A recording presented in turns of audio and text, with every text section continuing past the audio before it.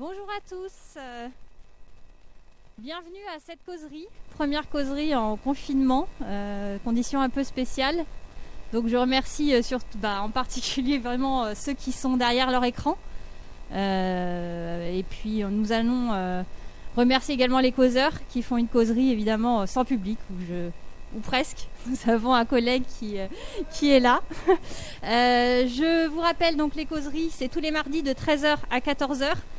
En live, vous avez la possibilité donc de suivre la causerie de n'importe quel endroit, tablette, portable, téléphone, grâce aux liens que vous pouvez retrouver soit sur des mails envoyés par vos pilotes pour les apprenants, soit pour les extérieurs.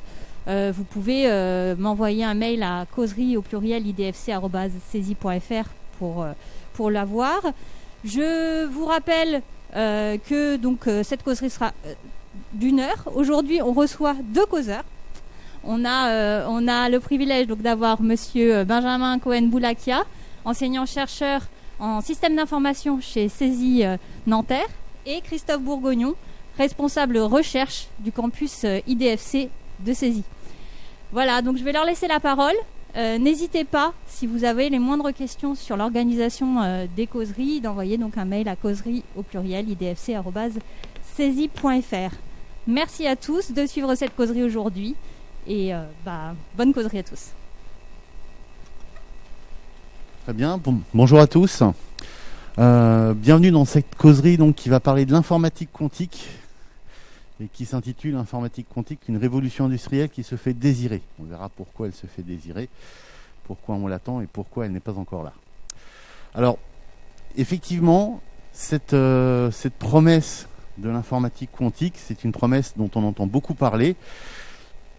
L'informatique, sans rentrer dans les détails, c'est la science et la technologie aussi du traitement automatique de l'information. C'est de là que vient le mot informatique, c'est un mot valise, information automatique. C'est une science qui est apparue fin des années 50 dans sa forme moderne et qui dès le départ a été caractérisée par une vraie course à la puissance.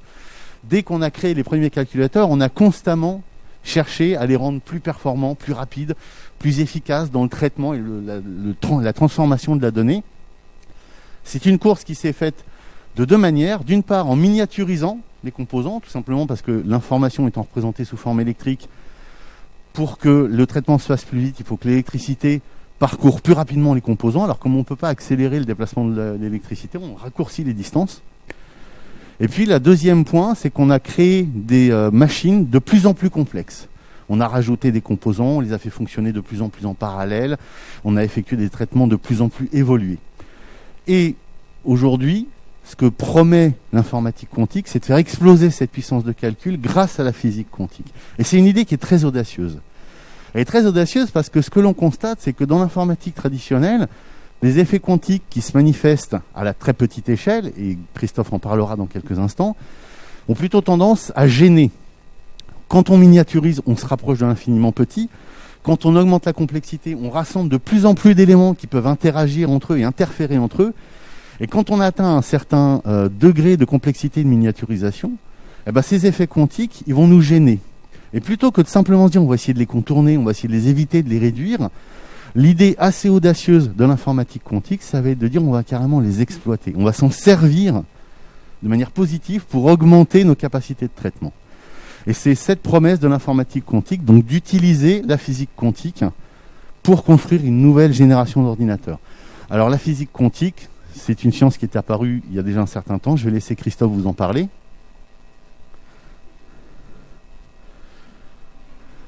L'idée c'est... Bon, ça marche. L'idée, c'est effectivement pas vous faire un exposé sur la mécanique quantique. 1 heure n'y suffirait d'ailleurs absolument pas. Mais simplement replacer cette physique dans quelques éléments de contexte. Et puis, on abordera tout à l'heure quelques principes qui vont être utilisés pour le calcul quantique. Alors, ce qu'il faut bien comprendre, c'est qu'à la fin du 19e siècle, les scientifiques, notamment les physiciens, pensaient que la physique était à peu près complète, en tout cas que l'ensemble des modèles, qui étaient ceux de la fin du 19e siècle, expliquaient l'intégralité des phénomènes naturels et physiques.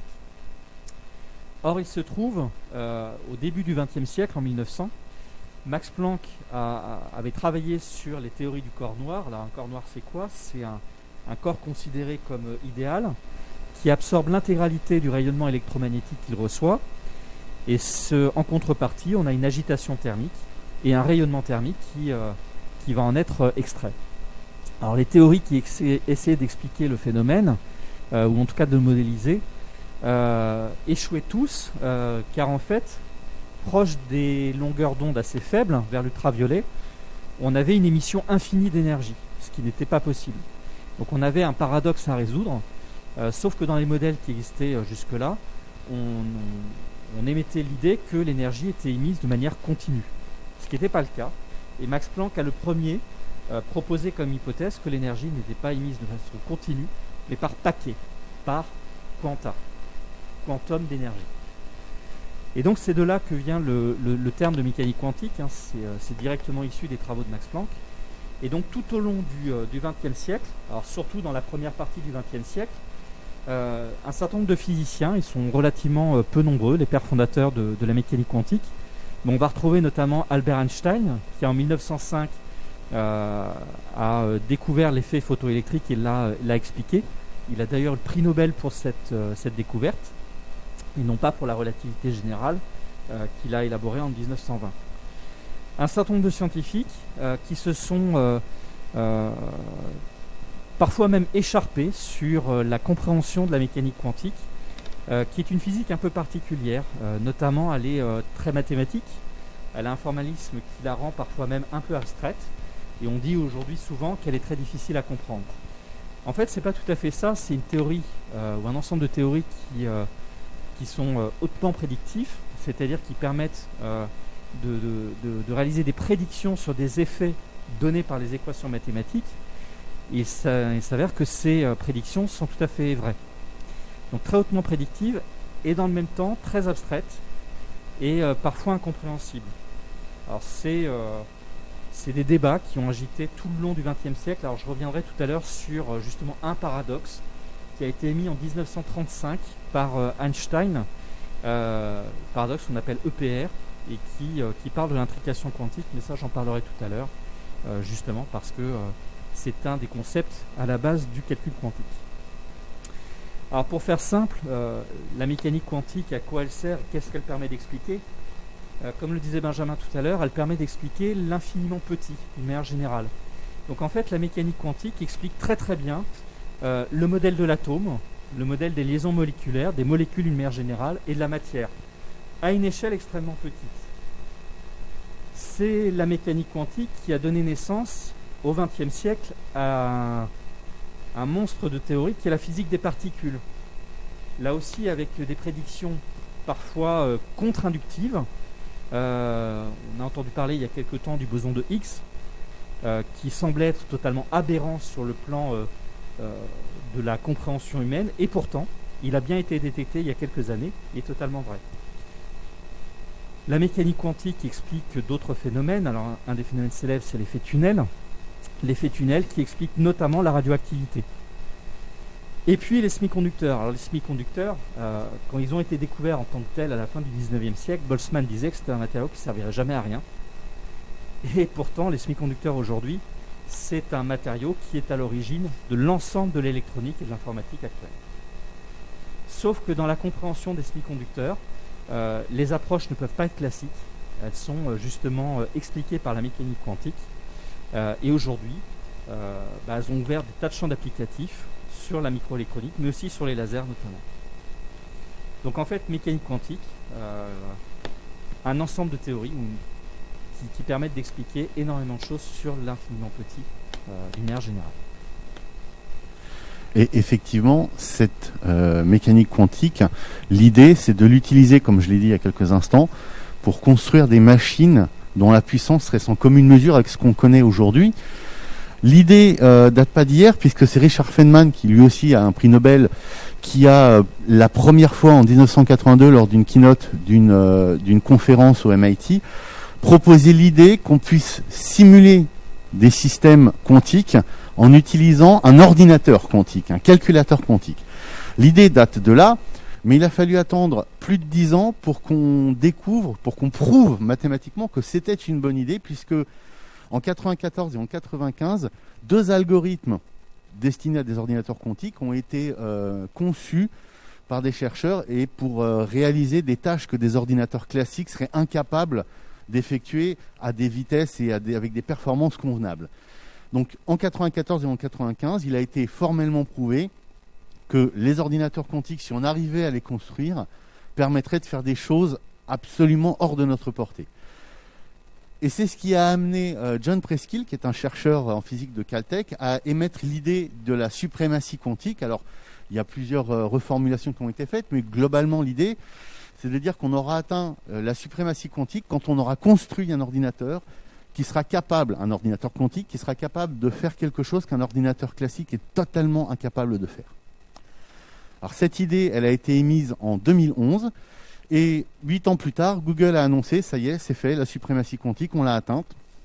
Et dans la foulée, IBM a expliqué que non, quand même pas tout à fait, puisque à cette époque-là, Google a conçu et construit un ordinateur quantique qui arrivait à faire fonctionner pendant quelques instants un algorithme quantique. On est encore très loin d'avoir un ordinateur quantique qui réalise des tâches que réellement on est incapable de réaliser avec des ordinateurs classiques. Alors ce que ça montre malgré tout, au-delà des effets d'annonce, c'est que l'industrie, elle est présente. Elle est présente, même si c'est depuis peu, elle est très mobilisée. J'ai cité Google et IBM, on a aussi Microsoft, HP, etc. Et on notera qu'il y a un certain nombre d'industriels chinois. Et ça, c'est quelque chose d'assez intéressant. Si on regarde l'évolution des investissements, alors les premiers investissements, c'est 2012, il n'y a pas très longtemps. Et très rapidement, les investissements privés, c'est-à-dire au-delà de l'investissement dans les projets de recherche publique, a très rapidement explosé au point que on a au moins 450 millions de dollars dépensés entre 2017 et 2018. Alors pourquoi 450 millions au moins ? Parce que si on regarde la répartition, alors évidemment il y a beaucoup d'investissements en Amérique du Nord, l'Europe et l'Australie sont tout de même présents, et puis il y a la Chine. Alors la Chine, ils commercialisent énormément de technologies autour du quantique, mais on ne connaît pas le montant de ces investissements privés. Et même au niveau des investissements publics qui n'apparaissent pas ici, c'est relativement opaque. Donc c'est au moins 450 millions mondialement, et c'est probablement beaucoup plus. Et puis si on regarde dans le temps, ce qu'on observe, c'est qu'effectivement ça a commencé en 2012, ça a rapidement augmenté, très rapidement. Et si on zoome sur plus précisément les technologies quantiques autour de l'informatique, les premières années, il n'y avait rien. Et très rapidement, ça s'est imposé comme le principal investissement dans le domaine quantique. Donc l'industrie, depuis peu, est très présente et on en attend beaucoup. C'est ça que ça veut dire. Alors pourquoi on en attend beaucoup ? Pourquoi finalement l'informatique traditionnelle ne nous suffit pas ? Pourquoi les algorithmes qu'on a actuellement ne nous suffisent pas, n'arrivent pas à tout traiter ? Ça va être compliqué de répondre à cette question si on ne sait pas ce que c'est qu'un algorithme. Donc je vais devoir parler un petit peu des algorithmes, de ce que c'est. Alors, je vais répéter un certain nombre de fois une phrase, et cette phrase, ça va être « Je ne vous donne pas la définition formelle, mais on va voir empiriquement et intuitivement ce que ça veut dire ». Je vais le répéter un certain nombre de fois. Je vais commencer dès maintenant. Je ne vais pas vous donner la définition formelle d'un algorithme, mais intuitivement, ce qu'on peut retrouver d'ailleurs sur énormément de sites internet, c'est une chose de ce genre-là. Un algorithme, c'est une suite d'instructions qui résolvent une classe de problèmes. Alors, quand vous posez la question à quelqu'un, il y a des chances qu'il vous réponde c'est des instructions qui résolvent un problème. Pourquoi on parle d'une classe de problèmes ? Qu'est-ce que j'entends par là ? Alors, une fois de plus, sans vous donner la définition formelle, on va repartir d'un exemple très connu, le sac à dos. Le problème du sac à dos, alors les étudiants en filière informatique, notamment en 4e, 5e année, ont déjà entendu parler de ce problème-là. On a des objets qui ont une valeur, qui ont un poids, et on a un sac qui a une capacité maximale. On veut mettre des objets dans ce sac, il ne faut pas dépasser la capacité de ce sac, et évidemment, le but, c'est de choisir les objets de manière à ce que le contenu du sac ait la plus grande valeur possible. Et ça, c'est ce qu'on appelle une classe de problème. Et si je considère un exemple en particulier, alors cet exemple-là, en fait, n'est pas très intéressant, parce que si on fait la somme des poids, tout tient largement dans le sac, mais imaginons qu'il y ait des objets en plus. Ça, c'est un exemple particulier, c'est ce qu'on appelle en algorithmique une instance. On verra que la notion va nous servir très rapidement. Donc là, on a un exemple d'une instance de la classe du problème du sac à dos. Les applications industrielles, en fait, sont énormes. Il y a évidemment la gestion et l'optimisation des cargaisons de transport, par exemple. Mais si on imagine un matériau avec 2 dimensions, longueur-largeur, et qu'on n'ait non pas une capacité, mais 2 à respecter, optimiser les objets qu'on va découper dans ce matériau, ça revient à résoudre un problème du sac à dos. Il y a beaucoup d'autres applications industrielles à ce problème-là, elles sont très nombreuses. C'est un problème qui est très utile, concrètement, notamment beaucoup en logistique. Alors ça, c'est un exemple. On va regarder un autre exemple de classe de problème, le plus court chemin dans un réseau d'interconnexion. Alors, un réseau d'interconnexion, on va considérer par exemple un réseau routier. On a des villes, et puis on a des routes entre ces villes avec des distances. Et on a une ville de départ, une ville d'arrivée, et vous vous en doutez peut-être, le but c'est de trouver le plus court chemin entre le départ et l'arrivée. Ça, c'est une instance, par exemple, pas très compliquée, pas très grande. Le but étant d'aller de A vers G dans ce réseau. Alors, le réseau, c'est l'objet physique qu'on considère, et l'objet mathématique qu'il modélise, et qui est représenté ici, c'est ce qu'on appelle un graphe. Voilà, c'est juste un point de vocabulaire. L'application la plus évidente qu'on pourrait imaginer, c'est le GPS, évidemment. Mais si on remplace les villes par des serveurs et si on remplace les routes par des câbles, vous connectez sur Internet, ça implique de trouver un chemin de votre poste vers le serveur web ou autre que vous voulez consulter. Ça nécessite d'établir et de calculer des routes. C'est exactement le même problème. C'est ce qu'on appelle le routage IP. Et il y a encore beaucoup d'autres applications de ce problème-là. Voilà, alors là, on a vu 2 classes de problèmes. Il se trouve que de ces 2 classes, il y en a une qui est facile à résoudre et l'autre qui est difficile à résoudre. Alors c'est étonnant parce que ces 2 problèmes, on les traite. On fait de l'optimisation de cargaison, on fait du calcul de route. Et pourtant, il y en a une qui est facile et l'autre qui est difficile. Alors si vous aviez été dans la salle, j'aurais fait un petit sondage. À votre avis, lequel est le facile, lequel est difficile? Malheureusement, je ne vais pas pouvoir. Donc je vous laisse réfléchir environ 2 secondes. Voilà, je vous donne la réponse. C'est le sac à dos. Et de toute façon, ça aurait été compliqué pour vous de trouver la réponse parce que je ne vous ai pas dit ce que c'est qu'un problème difficile. Qu'est-ce que j'entends par problème difficile? Une fois de plus, sans rentrer dans un formalisme un petit peu hors de propos, informellement, un problème difficile, c'est un problème qu'on n'est pas capable de résoudre systématiquement, de manière optimale et en un temps raisonnable. Alors qu'est-ce que j'entends par systématiquement? C'est tout simplement quelle que soit la forme de l'instance. Pour le plus court chemin, que ce soit un graphe plutôt allongé, plutôt très rond, avec des distances qui sont très proches les unes des autres, ou au contraire qui varient beaucoup, de toute façon, quelle que soit la forme de l'instance, on est capable de résoudre. De manière optimale, ça veut tout simplement dire qu'il n'existe pas de meilleure solution que celle qu'on calcule. On trouve la meilleure ou une des meilleures si on a plusieurs. Par contre, temps raisonnable, ça c'est moins clair. Qu'est-ce qu'on entend par temps raisonnable? Pour donner un élément de réponse, on va repartir d'un exemple. Parce que si je prends le sac à dos, en fait, je suis capable très simplement de trouver la solution optimale, quelle que soit l'instance. Il suffit de tout tester. J'essaye toutes les solutions. Alors toutes les solutions, ça veut dire quoi? Ça veut dire toutes les solutions où je ne prends qu'un seul objet, toutes les solutions où j'en prends 2, toutes les solutions où j'en prends 3, etc. Donc les solutions à un objet, il y a cette solution-là, ou il y a celle-là, il y a aussi celle-ci, etc., etc.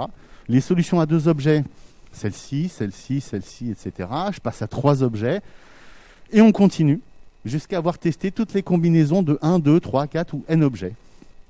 Alors vous avez vu en bas, je fais défiler le compteur du nombre de solutions que je teste. 15, c'est pas énorme. Ça va tellement vite de tester 15 solutions qu'on est à peine capable de mesurer le temps que ça prend sur un ordinateur. Mais là, j'ai pas fini, et pourtant, il n'y a que 6 objets. Imaginez si on a n objets avec un n relativement grand, ce qui est plutôt le cas dans l'industrie. Le nombre de solutions qu'on doit tester, c'est 2 puissance n. N étant le nombre d'objets disponibles. Alors, on se demandait est-ce que c'était raisonnable. Clairement, 2 puissance n, c'est pas du tout raisonnable. Donc voilà, une complexité ou un temps de calcul pas raisonnable, c'est un temps de calcul qui croît exponentiellement avec la quantité de données. Et si certains se demandaient d'où vient le 2 puissance n, c'est tout simplement qu'on doit tester toutes les combinaisons de 1 parmi n, toutes les combinaisons de 2 parmi n, 3 parmi n, etc., etc., et que la somme de tout ça, le triangle de Pascal nous dit que ça fait 2 puissance n. Je laisse regarder ceux que ça intéresse. Voilà, donc un problème difficile, c'est un problème où la seule approche qu'on a, c'est une approche qui prend un temps exponentiel. Et des problèmes comme ça, en fait, il y en a beaucoup. Il y en a beaucoup dans l'industrie. J'ai parlé du sac à dos. Il y a aussi le voyageur de commerce. Alors là, on a de nouveau un réseau routier, mais le but n'est plus d'aller d'un point A à un point B. Le but, c'est de passer au moins une fois par chaque ville et évidemment parcourant une distance minimale. Là, par exemple, on a une solution. Elle est indiquée en rouge sur le réseau routier. Comme je n'ai pas indiqué les distances, on ne sait pas si c'est la solution optimale. Ce problème-là, évidemment, il va servir énormément dès qu'on va devoir faire de la livraison.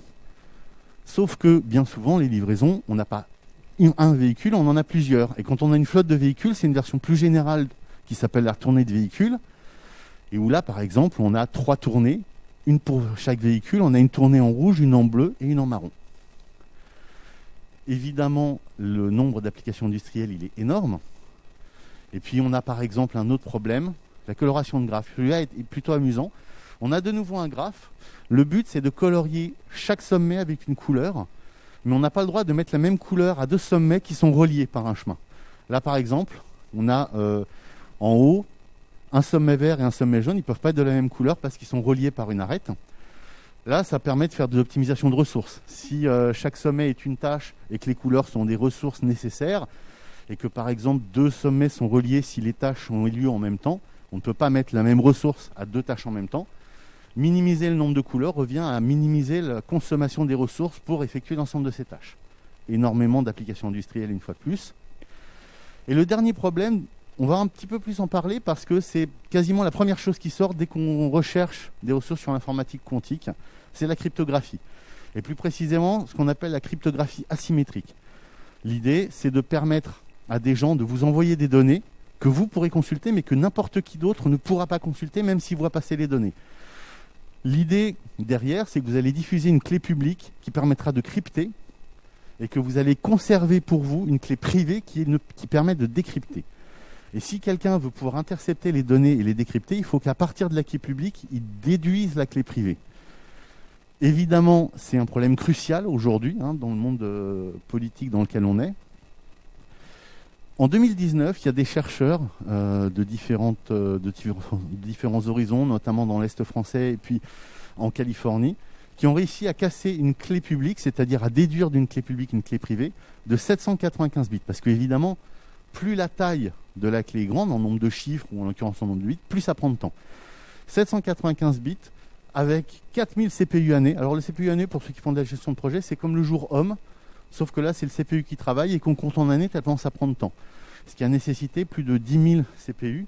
Faites le calcul, vous allez voir que le calcul, ça ne s'est pas fait en une nuit. Aujourd'hui, ne serait-ce que quand vous allez vous connecter sur le site de votre banque pour consulter votre compte en banque, les communications sont cryptées avec des clés de 2048 bits. Ce qui veut dire que la plus haute expertise scientifique adossée à une capacité de calcul phénoménale, on est à des lieux de pouvoir casser les cryptages actuels. Donc vous voyez que ça fait vraiment partie des problèmes difficiles. Alors pourquoi ils sont difficiles ? C'est ça la question. Pourquoi il y a certains problèmes que les algorithmes ne savent pas résoudre ? Je voudrais bien pouvoir répondre à cette question, mais je ne peux pas aujourd'hui parce que la définition que je vous ai donnée de l'algorithme, non seulement elle n'est pas très formelle, mais en plus elle est incomplète. Il manque quelque chose là-dedans. Il manque quelque chose qui tourne autour de ces notions-là. Opération, instruction.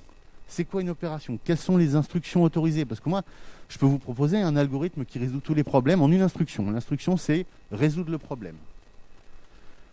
Sauf que un ordinateur, il a besoin d'instructions précises. Et justement, c'est ça qui manque dans la définition. Qui interprète les instructions ? C'est ça qui nous permettra de déduire quelles sont les instructions qu'on peut exécuter. Spontanément, on va se dire, mais c'est pas compliqué, il suffit de rajouter exécutable par un ordinateur dans la définition et c'est réglé. Sauf que ce que vous avez quand même, je pense, compris, c'est qu'on aborde des choses de manière très formelle, très mathématique. Même si je ne l'ai pas beaucoup exposé, on sent bien que derrière, il y a des concepts très formels. Et un ordinateur, formellement, je ne sais pas ce que c'est. Moi, j'ai besoin d'un modèle mathématique pour pouvoir déterminer ce qu'on peut ou non faire. Ce modèle mathématique, il existe. Ça s'appelle la machine de Turing. Je ne vais pas avoir le temps de détailler la vraie définition. Je ne vais pas non plus, malheureusement, avoir le temps de parler de l'inventeur de ce concept, Alan Turing, qui a non seulement joué un rôle fondamental dans l'informatique moderne, puisqu'on peut considérer que c'est un des pères fondateurs de l'informatique moderne. Il a aussi joué un rôle prépondérant durant la Seconde Guerre mondiale. Et je vous laisse vous intéresser à son histoire si le cœur vous en prend. En tout cas, la machine de Turing, de manière informelle, c'est une machine qui fait des calculs arithmétiques et logiques, les opérations de base, que ce soit des opérations de calcul ou des opérations booléennes. qu'il fait sur une mémoire discrète. Ça veut dire qu'une mémoire discrète, ça veut dire que les données sur lesquelles on fait des calculs sont en mémoire, que le résultat de ces calculs va en mémoire, et surtout, même si ce n'est pas la vraie définition, c'est une conséquence, cette mémoire, elle est de taille finie. Ce qui veut dire qu'on ne peut pas stocker une infinité de données, ce qui veut aussi dire qu'on ne peut pas représenter une donnée avec une précision infinie. Typiquement, représenter explicitement pi dans une mémoire discrète, c'est impossible parce que pi a une infinité de chiffres après la virgule. Et la troisième caractéristique, c'est qu'elle est déterministe. Alors déterministe, ça veut dire deux choses différentes. Tout d'abord, ça veut dire que dans cette mémoire, à un moment donné, dans chaque case, il n'y a qu'une seule valeur possible. En l'occurrence, j'ai mis que du binaire, mais ce n'est pas une obligation mathématiquement. Et la deuxième propriété, la deuxième signification, qui est à la fois une cause et une conséquence de la première, c'est que le résultat d'une opération, c'est toujours le même. Quand on fait 2 plus 1, ça fait toujours 3. S'il me paraît assez évident que la deuxième propriété, on aurait bien aimé aller au-delà, faire mieux, malheureusement on ne sait pas comment. La première et la troisième ont l'air plutôt sympathiques. On se dit, heureusement que les ordinateurs font ça. Et ben on verra que la troisième, en fait, n'est pas si pratique que ça. Alors, la machine de Turing, elle n'arrive pas à tout faire, mais est-ce que ça veut dire qu'aucune machine de calcul n'est capable de traiter ces problèmes difficiles ? Ou est-ce qu'il n'y aurait pas des modèles de machines de calcul qui permettraient de faire des choses un peu mieux, ou moins bien, on ne sait pas. Alors pour répondre à cette question, on va reprendre le problème du plus court chemin. Ce qu'il faut savoir, c'est que je vous l'ai dit, c'est un problème facile, on est capable de le résoudre en n carré opération. N étant le nombre de sommets dans ce graphe. Alors c'est pas exactement n carré, c'est en ordre de grandeur, on note ça O de n, il y a une définition formelle que je ne vous donne pas, elle n'a vraiment aucun intérêt. Mais on va quand même considérer ce problème-là, et on va regarder notamment une arête, c'est-à-dire un lien avec 2 sommets. Alors on va faire une petite expérience de pensée. On va imaginer que cette arête, on la représente par une ficelle qui est de même longueur. Alors si c'est 4 km, vous mettez des centimètres à la place, évidemment. Et puis s'il y a une deuxième arête incidente, c'est-à-dire qui partage un sommet, on va la représenter par une autre ficelle qu'on va attacher à la première au niveau de ce sommet. Et puis on fait ça pour l'ensemble du graphe, on se retrouve avec ce paquet de ficelles. Et vous noterez que sur ce graphe, il y a le point de départ et le point d'arrivée qui sont en rouge. Et voilà l'opération qu'on va s'imaginer faire. On va attraper ce graphe par le sommet de départ et d'arrivée. Et je m'excuse par avance pour la pauvreté des effets spéciaux, je ne suis pas infographiste. On va imaginer qu'on soulève tout ce paquet et qu'on le tend. Et ce qu'on va observer, c'est qu'il y a tout un certain nombre de ficelles qui vont pendre, comme ça, mais il va y avoir une chaîne de ficelles qui va être tendue. Et normalement, assez rapidement, vous devriez comprendre que cette chaîne de ficelles, en fait, c'est le plus court chemin entre le départ et l'arrivée. Alors, je ne suis pas en train de vous dire de jeter vos GPS, de désinstaller Waze et d'acheter une pelote de fil à la place, évidemment. Mais c'est quand même une expérience qui nous donne une information très très forte. Parce que ce que ça prouve, c'est que le plus court chemin, en fait, il est beaucoup plus facile pour une machine à ficelles que pour une machine de Turing. Et oui, je l'ai dit tout à l'heure, la machine de Turing, elle a besoin de n carré opérations pour résoudre le problème sur un réseau de taille n. Et la machine à ficelles, c'est 3 opérations. J'attrape et je lève. Et c'est un résultat extrêmement fort parce que ça veut dire que quelle que soit la taille du graphe, quel que soit le nombre de villes, ça prendra autant de temps de calculer le plus court chemin. C'est extrêmement rare en algorithmique d'avoir un temps de calcul constant, quelle que soit la quantité de données. En général, le temps de calcul dépend des données qu'on doit traiter. Et là, ce n'est pas le cas. Donc, la question que j'ai posée tout à l'heure, est-ce que toutes les machines se valent ? La réponse, elle est non. Et puisque cette réponse est non, on peut se demander, le problème difficile, il est difficile, ok, pour une machine de Turing en l'occurrence, mais ce n'est pas parce qu'il est difficile pour une machine de Turing qu'il ne l'est pas pour une autre classe de machines. Peut-être qu'il existe des types de machines pour lesquels ces problèmes-là sont en fait faciles à traiter. Alors, pour comprendre si c'est possible, il faut comprendre pourquoi les machines de Turing ont du mal. Quel est leur problème ? Et je vous l'ai dit, leur problème, c'est le déterminisme. Alors ce problème du plus court chemin, on va continuer à en parler. On va imaginer qu'en fait, il est difficile. Je sais, c'est pas vrai, je vous l'ai dit il y a un instant, mais imaginons que cet algorithme en n carré n'existe pas. On a ce graphe, et puis ce que l'on veut, c'est aller de A vers G. Alors déjà, on commence en partant de A. Alors là, on a 3 sorties possibles. Je vais juste en enlever une pour faciliter la compréhension. C'est très pratique de n'imaginer qu'à chaque fois, il n'y a que 2 sorties possibles. Ça me permet de dire qu'un itinéraire, c'est une suite de 0 et de 1. Par exemple, 0 veut dire aller à gauche, 1 veut dire aller à droite. Si mon itinéraire, c'est droite, gauche, gauche, droite, je vais faire 1, 0, 0, 1. Le problème, c'est que pour construire mon itinéraire, dès le départ, il faut que je choisisse si je vais à gauche ou à droite, et je ne sais pas, parce que le problème est difficile. Alors je vais faire comme avec le problème du sac à dos, je vais tester les deux. Je vais d'abord partir à gauche, puis je vais dérouler mon itinéraire. Je vais partir à droite ensuite, je vais le dérouler, puis je vais garder évidemment le meilleur des deux. Sauf que si je pars à gauche, une fois que je suis arrivé à ma destination, je ne sais pas de nouveau si je dois aller à gauche ou à droite. Il faut que je teste les deux. Et si je teste gauche, il faudra de nouveau que je teste les deux. Et à force, on se retrouve à évaluer une fois de plus un nombre de solutions qui est égal au nombre de points terminaux de cette structure arborescente qui représente tous les possibles. Et une fois de plus, c'est 2 puissance n. De toute façon, en général, quand on teste l'ensemble des solutions d'un problème, on a ce qu'on appelle une complexité exponentielle, ce qui n'est pas raisonnable. Alors pourquoi c'est pas raisonnable en fait? Parce que quand j'ai dit on doit générer 0 et 1, on doit tester gauche ou droite, mais je l'ai dit, la machine de Turing elle est déterministe. Ce qui veut dire que j'ai une opération qui génère gauche, ou 0, et une opération qui génère droite ou 1. Mais je ne peux pas avoir la même opération qui fait les deux. Et puis ces valeurs, il faut que je les stocke en mémoire, mais je ne peux pas les stocker au même endroit. Parce que la mémoire ne permet pas de recevoir des données qui ne soient pas déterministes. Et ça implique que quand je teste toutes les solutions, je les fais l'une après l'autre, de manière séquentielle.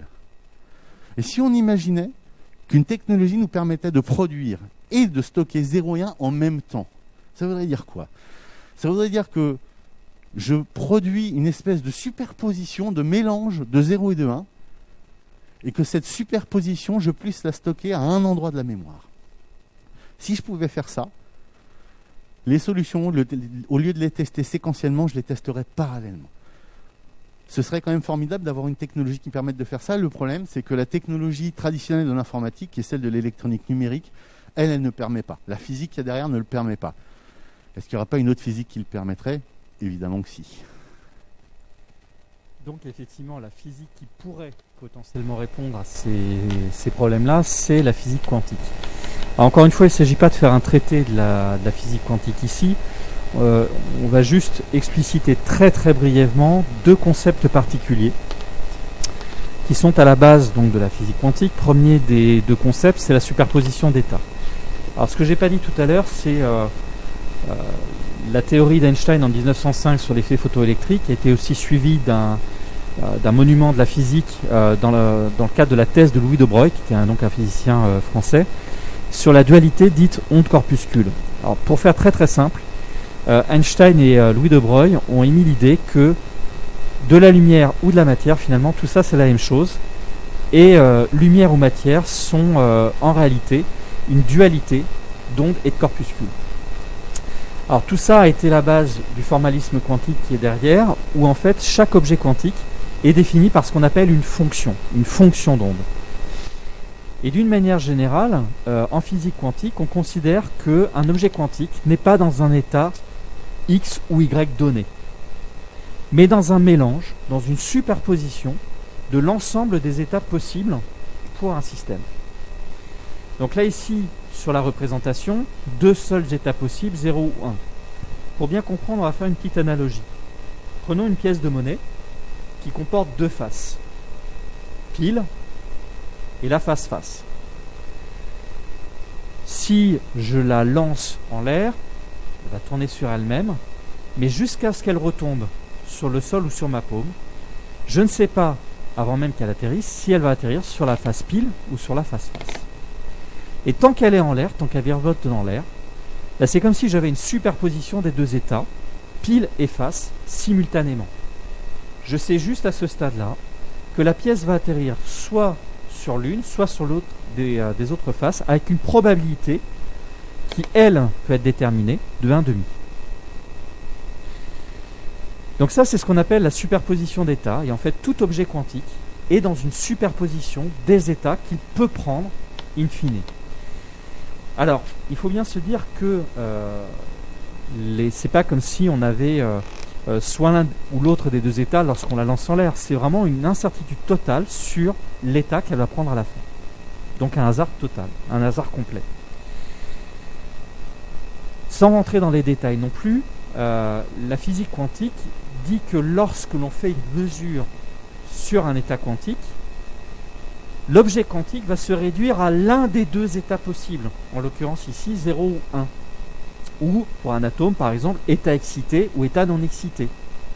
il va se réduire à l'un de ces deux états. C'est ce qu'on appelle la réduction du paquet d'ondes. Donc c'est un postulat qui est assez complexe finalement pour la mécanique quantique, mais qui permet d'expliquer justement énormément de phénomènes observables à notre échelle. Alors ce passage d'une superposition d'états à un état en tant que tel,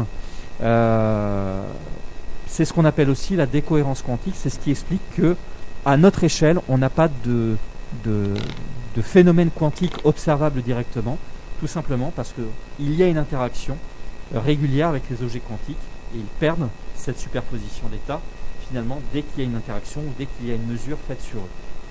Donc ça, c'est le premier principe, c'est la superposition d'états, et on comprend tout de suite que ça répond au problème de Benjamin tout à l'heure, de vouloir non pas avoir un 0 ou un 1, mais une superposition des deux. L'autre phénomène qui est à la base du calcul quantique, qui est un peu plus complexe à comprendre, je le disais tout à l'heure, la mécanique quantique a une particularité, c'est qu'elle est souvent contre-inductive et quelque part, elle défie le sens commun. Et finalement, les prédictions de la mécanique quantique vont à l'encontre de ce que l'on peut imaginer de vrai en fait dans la nature. Et le phénomène de l'intrication quantique en est un.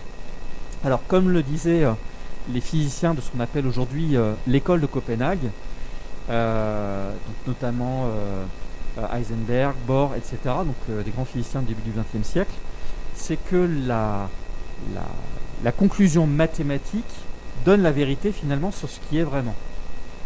Même si cette équation mathématique donne a priori un résultat totalement contre-inductif. Là ici on a la fonction d'onde d'un état, d'un objet quantique, de deux objets quantiques plutôt, qui sont liés l'un à l'autre.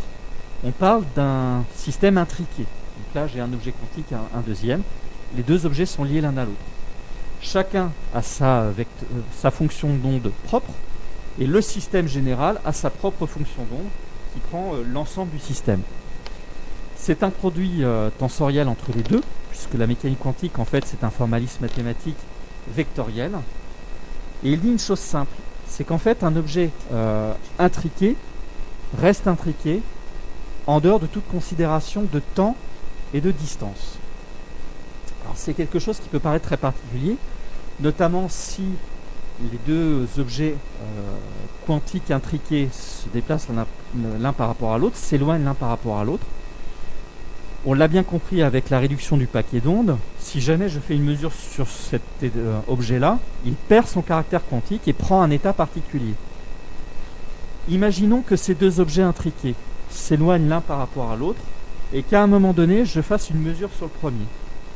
Eh bien, il se trouve que cette théorie de l'intrication quantique dit que si ce premier état a été mesuré, il va donc voir une réduction de son paquet d'ondes, c'est-à-dire qu'il va prendre un des états possibles pour lui, de manière instantanée.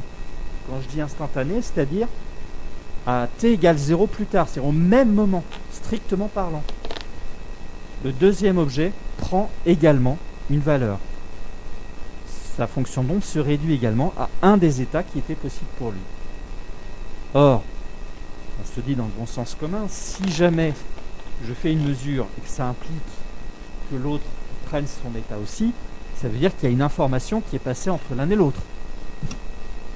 Et donc il faut le temps que cette information passe de celui-ci, j'ai été mesuré, donc toi aussi, prends ton état final. Et c'est là où la mécanique quantique est totalement difficile à comprendre. C'est que, effectivement, c'est comme si il se passait que l'information allait infiniment plus vite que la vitesse de la lumière. Et ça plaisait pas du tout à Einstein, notamment. Et en 1935, Einstein, avec deux autres scientifiques, Podolsky et Rosen, a écrit un article qui est aujourd'hui un des plus célèbres de l'histoire de la physique, le paradoxe EPR, pour Einstein, Podolsky et Rosen, qui disait qu'en réalité, ce phénomène-là conduisait à un paradoxe. Soit la relativité générale était fausse, parce que ici, c'est comme si on avait une information qui se déplaçait plus vite que la lumière, donc ça contredit la relativité générale, soit la mécanique quantique est incomplète. C'est-à-dire qu'il y a en quelque sorte des variables cachées qui sont introduites dans ces deux objets, qui font que, lorsqu'il y a une mesure sur l'un, l'autre réagit en conséquence. Alors ça a fait l'objet de très très gros débats qui étaient d'ordre philosophique pendant un certain temps. Les physiciens se disaient, finalement ce qui est important c'est le résultat, c'est ce qu'on peut faire avec la mécanique quantique, mais malgré tout ça posait quand même des vrais problèmes philosophiques sur la vérité de cette science quelque part. En 1964, un physicien américain, Bell, a proposé une expérience qui permettait de soit valider, soit invalider ce paradoxe. Malgré tout, pour vérifier ce paradoxe, il fallait un système expérimental extrêmement complexe qui a été mis en place en 1982 par un Français, Alain Aspect, et qui a démontré en fait la réalité de l'intrication quantique. Cette expérience est fondamentale dans l'histoire de la physique parce qu'elle prouve de manière définitive la réalité de la mécanique quantique malgré toutes les prédictions qui peuvent être contradictives. Alors ça a lancé un grand champ de possibles, c'est qu'on sait si la mécanique quantique est vraie et si toutes ces prédictions sont vraies telles que ces expériences l'ont montré, finalement ça permet d'envisager énormément de possibles justement sur l'informatique quantique. En partant de ces deux effets-là, le calcul quantique repose sur un objet particulier qu'on appelle le qubit.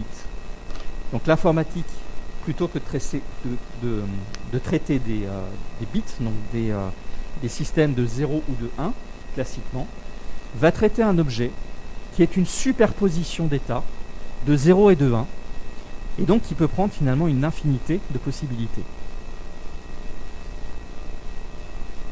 Dans le calcul quantique, dans le calcul classique, comme le disait Benjamin tout à l'heure, finalement, les opérations vont se faire les unes après les autres. On ne peut pas les traiter toutes simultanément. Le calcul quantique est beaucoup plus intéressant parce que comme on a une superposition d'états de 0 et de 1, l'ensemble des possibilités vont être traitées simultanément. Donc du coup, il a une capacité de calcul, non pas linéaire, mais exponentielle. Ce qui permet, à contrario, de passer de problèmes complexes, traitement algorithmique exponentiel, à un traitement linéaire. Donc on voit que ces systèmes quantiques, par la superposition d'états et la superposition de l'ensemble des calculs réalisés en parallèle, fonctionnent comme si on avait 2 puissance n ordinateurs en parallèle. Alors, c'est un schéma un peu simplifié, c'est pas tout à fait ce qui se passe, mais il reste que le calcul quantique permet largement d'accélérer le phénomène. Alors, pour revenir à la suprématie quantique, c'est pas si simple en fait. Ça fait une 50aine d'années qu'on se dit que le calcul quantique est possible. Il y a quand même des obstacles techniques à passer, et notamment, il faut créer ces qubits. Un qubit n'est largement pas facile à réaliser, d'autant que c'est un objet quantique. Je ne suis pas rentré dans les détails tout à l'heure, mais un objet quantique a quelque chose de problématique, c'est dès qu'on fait une mesure dessus, dès qu'on l'observe, il perd son caractère quantique, ce qu'on appelle la décohérence quantique. Et donc on revient finalement dans le monde observable classique qui est autour de nous. Or, pour réaliser ces calculs, ces qubits doivent rester dans cet état quantique. Alors aujourd'hui, il n'y a que quelques pistes qui sont explorées, par exemple des couples d'électrons dans des supraconducteurs. Alors c'est la piste la plus développée aujourd'hui. Problème malgré tout, c'est que ça utilise des supraconducteurs donc à très basse température. Supraconducteurs qui sont eux-mêmes des systèmes qui exploitent les résultats de la mécanique quantique. Beaucoup de systèmes exploitent le spin de l'électron pour schématiser le moment magnétique de l'électron qui tourne sur lui-même, qui peut prendre que 2 valeurs particulières, donc semblables à un 0 ou un 1, donc spin up ou spin down. Ce spin de l'électron peut aussi être un objet quantique, puisque l'électron est lui-même un objet quantique. La lumière avec les réseaux photoniques sont également une piste investiguée. Aujourd'hui, aucune des 3 pistes ne permet de créer des ordinateurs quantiques suffisamment gros. Aujourd'hui, on compte les meilleurs ordinateurs quantiques rivalisent avec quelques centaines de qubits seulement, là où il en faudrait en fait, et on va le voir après, plusieurs milliers, voire plusieurs millions pour pouvoir fonctionner. L'autre difficulté, c'est que pour fonctionner, les objets quantiques doivent rester quantiques, ils doivent rester intriqués. À la moindre perturbation extérieure, ils perdent donc cette capacité-là, c'est ce qu'on appelle la décohérence quantique, et donc le temps d'un calcul quantique aujourd'hui est très faible. et en plus va être de plus en plus faible au fur et à mesure où on augmente le nombre de qubits. Parce que plus on va augmenter le nombre de qubits, plus les risques d'avoir une décohérence quantique sont forts. Donc en fait, des obstacles liés aux matériaux, comment réaliser ces qubits et comment garder l'intrication quantique d'un très grand nombre de qubits. Aujourd'hui, ce sont 2 obstacles qui ne sont pas résolus. Néanmoins, il y a quand même des avancées assez importantes ces dernières années, et aussi d'où les investissements qui sont faits sur ces aspects-là. Et le dernier obstacle, et là je vais relaisser la parole à Benjamin tout de suite, c'est sur les algorithmes, bien évidemment. Effectivement, l'obstacle qu'il faut aussi lever, en plus de tous ceux dont Christophe vous a parlé, c'est que ces algorithmes-là, il faut les écrire. Un ordinateur quantique a ça en commun avec un ordinateur normal, que c'est un cerveau vide. Si vous ne mettez pas des algorithmes, si vous ne mettez pas des logiciels qui implémentent des algorithmes dans un ordinateur classique, il ne sait rien faire. Alors, en général, quand vous achetez un ordinateur, il y a déjà plein de choses dedans, mais c'est parce qu'on les y a placés. On a placé le système d'exploitation, on a placé la suite bureautique, le logiciel de BIM, que sais-je. Un ordinateur quantique, c'est pareil. Si vous ne mettez pas des algorithmes, si vous n'implémentez pas des algorithmes pour les placer dedans, vous avez une machine de calcul magnifique qui ne sait rien faire. Alors, je ne vais pas pouvoir reprendre l'exemple du plus court chemin qui m'a servi à expliquer un petit peu le principe de la superposition d'états et du fait qu'elle permettait de faire des calculs non plus en un temps exponentiel, mais du coup linéaire, puisqu'on teste tout en même temps. Je ne peux pas reprendre cet exemple parce qu'en fait, on l'a vu, cet exemple, c'est un problème simple. Il n'existe pas d'algorithme quantique, c'est-à-dire d'algorithme pour des ordinateurs quantiques qui traitent de ce problème-là, parce que c'est pas la peine. On sait déjà très bien le résoudre. Et puis de toute façon, très sincèrement, expliquer le fonctionnement d'un algorithme quantique, même simple, on n'aurait largement pas le temps de le faire ici, même si je vais quand même vous en montrer un pour la beauté de l'objet. Simplement, pour écrire un algorithme quantique, Christophe vous l'a expliqué, il faut trouver la bonne manière de superposer les états des qubits. Et puis, il faut trouver surtout la bonne manière de les intriquer, de manière à ce que le choix qu'on fait sur un qubit, à un moment, quand on le mesure, permette de construire la bonne suite de qubits qui représentera la solution qu'on recherche. Tout ça, c'est très compliqué et ça s'appuie sur des opérateurs quantiques. Après tout, sur une machine de Turing classique, on a des opérateurs, des additions, des soustractions, des opérateurs booléens. Évidemment, les machines quantiques auront aussi des opérateurs, mais qui seront d'une autre nature et qui seront les opérations de base qu'on pourra utiliser pour implémenter des algorithmes quantiques. Alors, je vous ai dit qu'on ne rentrera pas dans le détail, je vais quand même vous en montrer un. Le but n'est pas du tout de comprendre ce qu'il fait, d'autant que je ne l'expliquerai pas. Mais on voit quand même qu'il y a ici à l'entrée le symbole qu'on avait déjà vu il y a quelques transparents. Tout simplement, ça, ce sont les qubits, ce sont les données d'entrée. Et puis, on a un certain nombre de boîtes ici. Alors, j'en ai entouré 2, mais il y a toutes celles qui constituent la suite.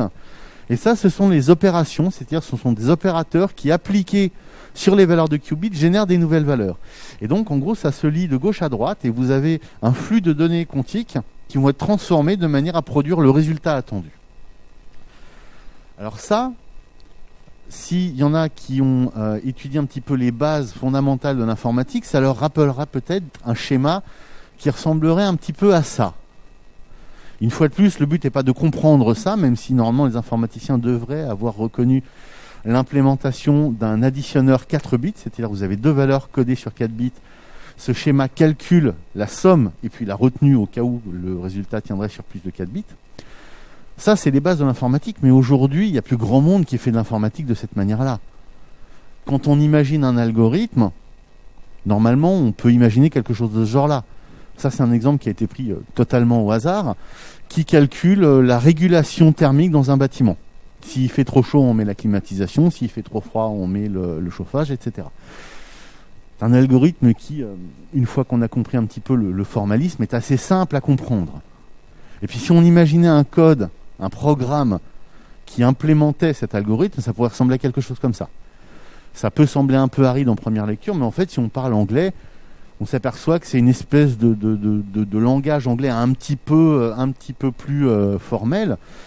On voit bien ici, si la température est inférieure à 18, j'informe la pompe à chaleur qu'elle doit être en mode chauffage. Si la température est supérieure à 28, j'informe qu'elle doit être en mode rafraîchissement, etc. C'est quelque chose de pas très compliqué. Et normalement, n'importe qui ayant touché à 3 lignes de Python dans sa formation devrait être capable de comprendre ça, et même quelqu'un qui n'a jamais programmé, la lecture, normalement, une fois qu'on a traduit les termes anglais, est assez accessible. Alors il faut savoir qu'il y a 60 ans, on ne programmait pas comme ça. Il y a 60 ans, un programme, ça ressemblait à ça. Je ne vous demande pas du tout de le comprendre, je vous demande de constater que c'est franchement pas clair à lire. C'est assez incompréhensible. Aujourd'hui, il y a plus grand monde qui programme comme ça. Les seules personnes qui touchent encore à ce genre de programme, ce sont justement celles qui créent les outils qui permettent de passer de ça, qui est un langage que l'humain peut comprendre, mais qu'en fait l'ordinateur ne comprend pas, de traduire ça justement en ça, qui est ça, pour le coup, le langage que comprend l'ordinateur. Et grâce à ces outils, aujourd'hui, plus personne quasiment ne programme comme ça. Alors, si on fait l'analogie, je vais reprendre un autre algorithme quantique. Une fois de plus, peu importe ce qu'il fait, ce qu'il faut constater, c'est qu'il est très simple.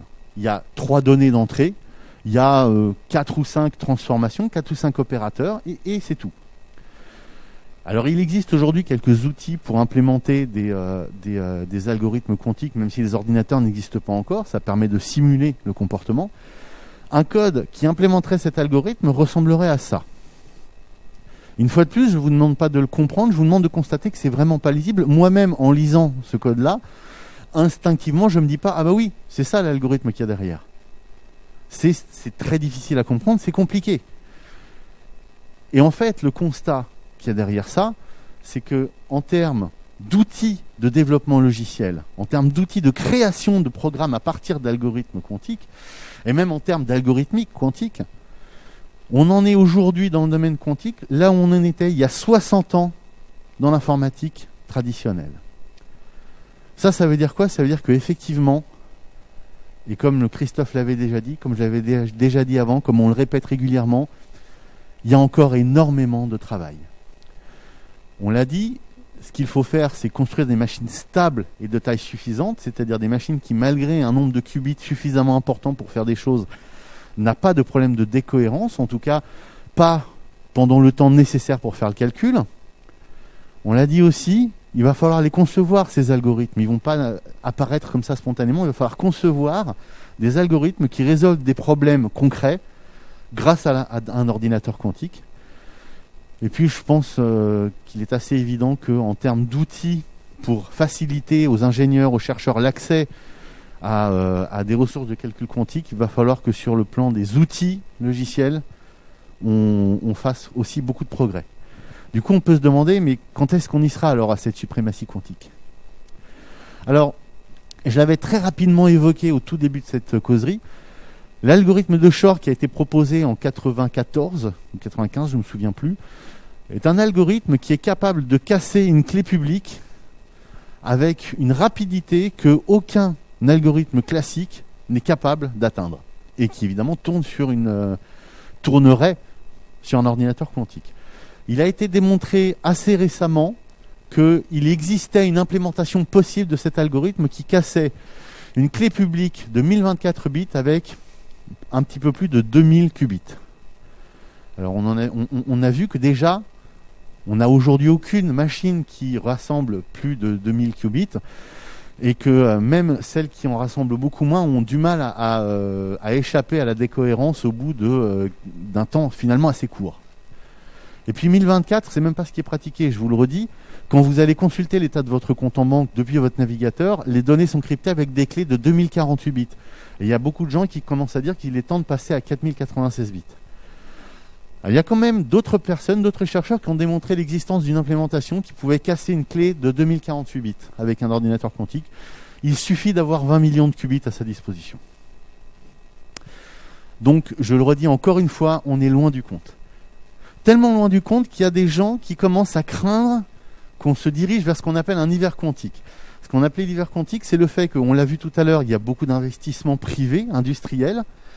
L'hiver quantique qui risque d'arriver, c'est que ces industriels qui ont accepté effectivement d'immobiliser des liquidités très importantes, mais quand même dans l'idée d'avoir un jour un retour sur investissement, ces industriels commencent à se dire que peut-être ils ont un petit peu trop anticipé les choses et que le retour sur investissement ne va pas venir aussi vite qu'ils l'espéraient et qu'il vaut mieux ralentir les investissements.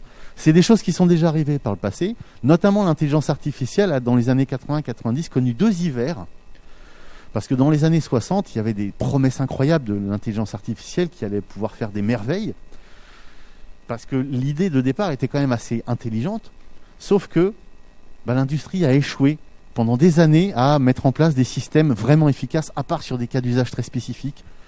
Typiquement, les systèmes qui déchiffrent les codes postaux écrits à la main sur les enveloppes, ça fait très longtemps que c'est géré par l'intelligence artificielle, mais sorti de cas d'usage très spécifiques comme cela, il n'y avait pas grand-chose, parce que l'informatique n'était pas encore capable de fournir la capacité de calcul et la capacité de stockage et de restitution des données qui étaient nécessaires pour que l'intelligence artificielle fonctionne vraiment dans des cas industriels. Et dans les années 2000, le big data est arrivé, l'explosion des capacités de calcul est arrivée, et l'intelligence artificielle est redevenue un vrai sujet industriel. Et aujourd'hui, elle est partout. Mais pendant plusieurs décennies, ça n'est resté qu'un sujet très académique, très industriel, très scientifique, et dont l'industrie n'avait pas grand-chose à faire. Et il y a des gens qui craignent qu'il se passe la même chose sur l'informatique quantique. Parce que ce que vous n'avez peut-être pas remarqué, c'est que sur ce schéma des investissements que je vous ai montré au tout début, entre 2017 et 2018, il y a eu une baisse assez significative des investissements. 100 millions de dollars en moins. Aujourd'hui, la plupart des experts scientifiques estiment que cet hiver quantique, il n'aura pas lieu. Parce que même si on avance peut-être pas aussi vite qu'on l'aimerait, on avance, on ne fait pas du surplace. Les verrous qui se présentent, scientifiques, technologiques, on les lève un par un. On n'est pas bloqué. La communauté scientifique reste optimiste. Maintenant, vous l'avez vu, la suprématie quantique, on n'y est pas et on est encore relativement loin d'y être. Mais on a hâte d'y être. On a hâte d'y être parce que très clairement, le jour où on l'aura atteint, cette suprématie, le nombre de problèmes extrêmement compliqués qu'on est incapable de résoudre de manière performante, autour de la logistique, de la gestion des files d'attente, par exemple des avions qui attendent au-dessus des aéroports, qu'une piste se dégage, au niveau de tout ce qui va être logistique, de distribution, je parle des tournées-livraisons, mais aussi des distributions d'énergie, le calcul nécessaire pour faire fonctionner les smart grids en autonomie, tout ce qui va tourner autour évidemment de la défense, de la sécurité, avec non seulement le cryptage quantique, mais aussi la capacité à casser ces cryptages. Ça, c'est des applications industrielles, politiques, militaires. L'intelligence artificielle qui bénéficierait bien évidemment énormément de l'apparition de cette informatique quantique. Et je pourrais passer encore une heure à lister toutes les choses qui au quotidien seraient transformées si réellement cette informatique quantique apparaissait. C'est pour ça qu'on l'attend, c'est pour ça qu'elle se fait désirer. Et on a, je pense, en tout cas moi j'ai hâte qu'elle arrive. Christophe, j'imagine que c'est pareil pour toi. En tout cas, tous ceux qui savent un petit peu de quoi ça parle ont vraiment hâte que cette technologie devienne réellement exploitable sur le plan industriel. Quelques éléments de bibliographie. Alors vous noterez que dans les deux cas, on a des références, que ce soit sur la physique quantique ou l'algorithmique traditionnelle et les modèles de calcul, on a des références académiques, on n'a pas que des articles de vulgarisation. Sur l'informatique quantique, il n'y a que des articles de vulgarisation, c'est-à-dire que c'est tellement en avance qu'aujourd'hui, l'informatique quantique n'est quasiment pas enseignée en école ou à l'université. C'est encore un sujet vraiment très avant-gardiste. Cette causerie est maintenant terminée. Merci pour votre attention et votre présence, même à distance. Merci beaucoup à nos causeurs du jour. Donc je rappelle Christophe Bourgognon et Benjamin Cohen-Boulakia. Et puis on se retrouve la semaine prochaine.